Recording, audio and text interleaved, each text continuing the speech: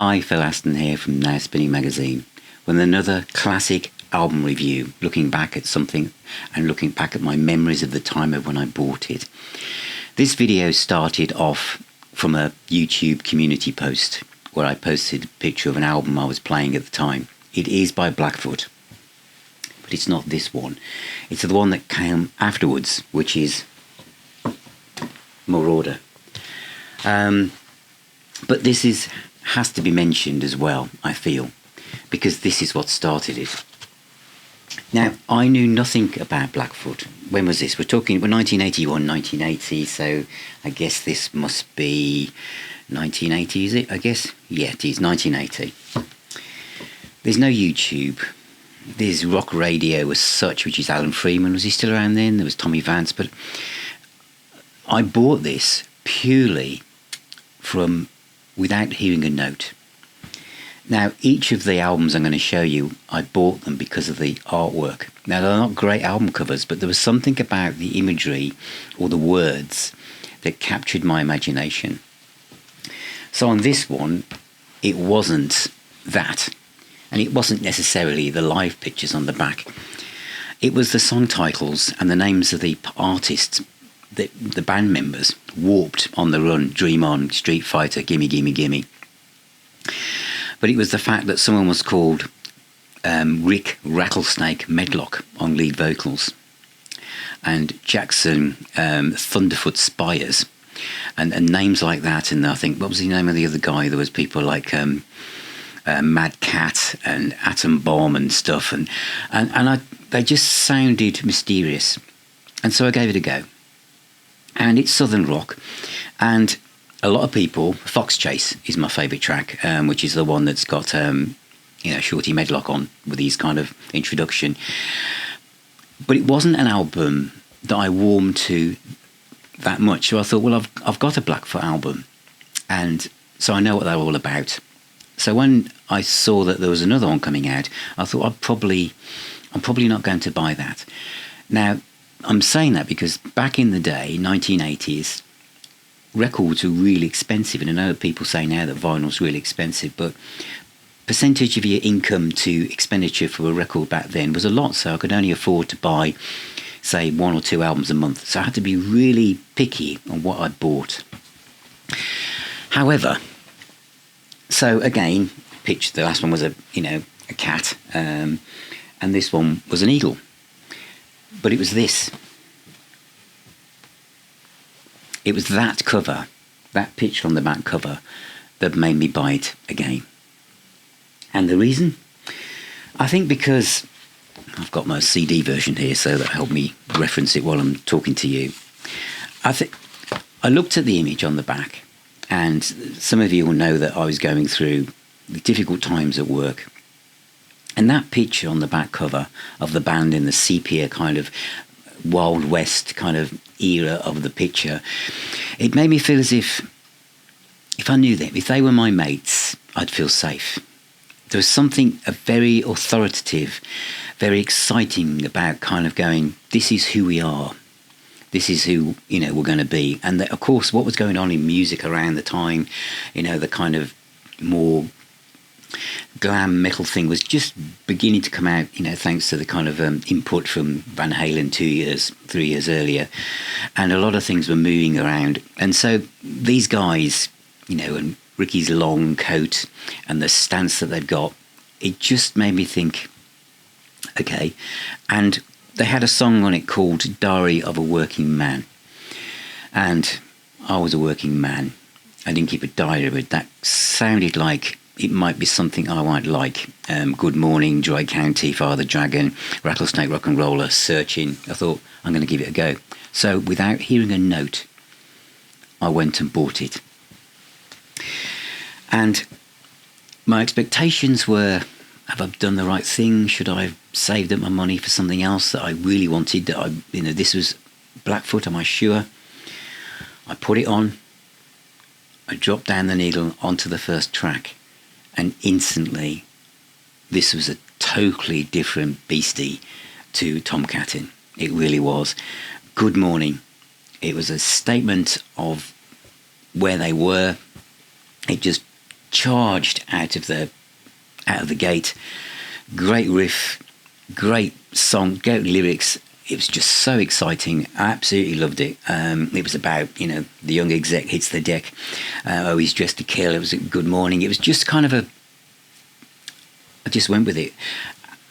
And back then, you kind of wondered if you'd bought something that was going to be like one track, like the domino effect, that good track, not so good track, great track, or okay track. But this was like, that was, how are they going to follow that? They followed it with Paying For It, which again I thought was great. It was a kind of Bad Company-ish kind of feel to it, a bit of a free feel in some respects to it. Obviously Southern rock, a bit of Allmans in there, obviously Skinnered, but attitude. They were harder, more rocky than a lot of those bands, and I loved it. It was great. And then came Diary of a Working Man. This is a song that lived up to the title, the image on the back cover. It ticked all the boxes and delivered. Sometimes you can read a song title or a lyric and think, oh, it looks good on paper, but when it's executed, it doesn't quite work. This worked. It was a ballad, but it wasn't a ballad. It had the power chords, it had the attitude, it had the angst. And, when it comes to those really rich power chords halfway through, and there's a man glory bound in a pool of dreams about to drown. They can just get through the night and maybe tomorrow things will work out right. It will work out right.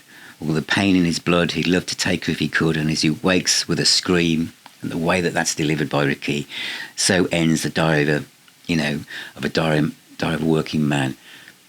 That is still my favourite Blackfoot track by none.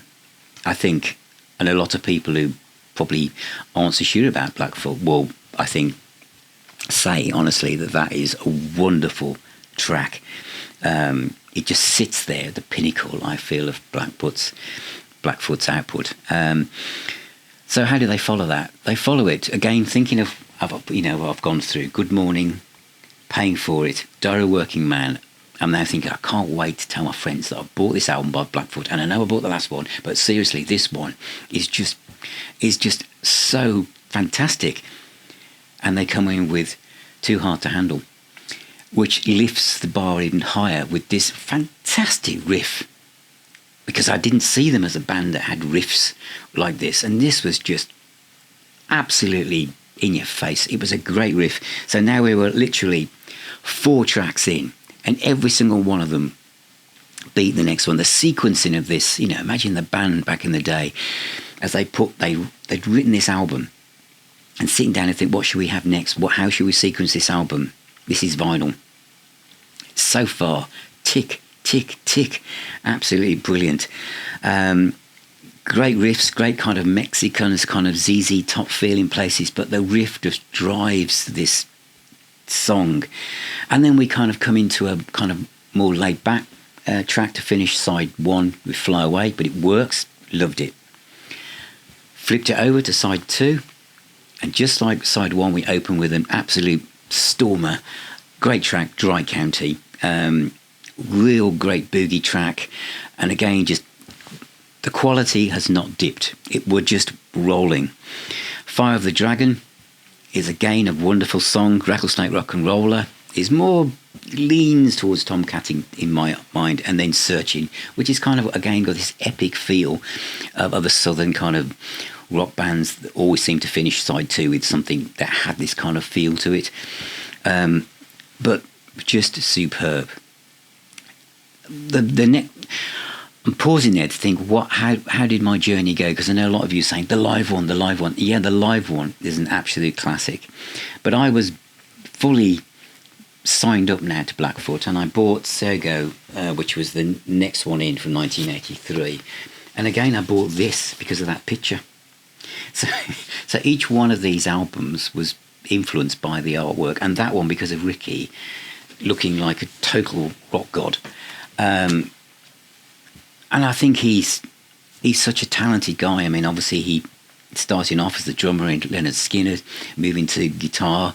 This is his band, and later on, of course, he ends up being back with Leonard Skinner. And I've seen I've seen Ricky Leonard Skinner, and I think he's a great musician, great vocalist, great attitude. I just love the whole aspect of his playing, his personality. Going back to that picture, and this album, Blackfoot, Vertical Smiles was not an album they probably want to talk about a lot. The first one, Strikes, is very good, and the live one, of course, is excellent, which is Out of Reach at the moment. But this is a classic album, a classic rock album. If you're unsure, I'm talking to people now that you don't know what this is. Listen to Too Hard to Handle. Listen to Diary of a Working Man. Just listen to the feeling and the execution of those lyrics and the song arrangements and the playing and the performances of the bass, the drums, everything. It's just fantastic. So that is Marauder by Blackfoot from 1981. Classic album. So thank you for watching. Thank you for being here. Please subscribe. And if you enjoy these videos, subscribe and ring that little bell so you don't miss out on anything that I do. Become a patron. You can buy me a coffee at Ko-fi or become a YouTube member, and you'll see all of these videos first, plus others that don't get into the public arena, if you like. Check out the website if you're really into music and like to talk to other people similar to yourself. Join the Facebook group as well. But remember, music is the healer and the doctor. Stay safe, keep spinning those discs, and I shall see you very, very soon.